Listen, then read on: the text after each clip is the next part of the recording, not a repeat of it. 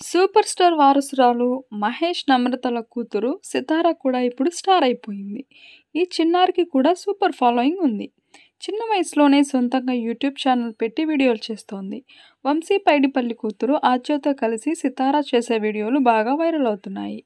Social మీడియాలో ఎప్పటికప్పుడు తన సింగింగ్, డాన్సింగ్ టాలెంట్ చూపిస్తూ మహేష్ అభిమానులను హుషారెత్తిస్తుంటుంది. సితార తన ఇన్స్టాగ్రామ్లో న్యూ ఇయర్ రెడీ అంటూ పోస్ట్ చేస్తూ కొన్ని ఫొటోస్ని షేర్ చేసింది.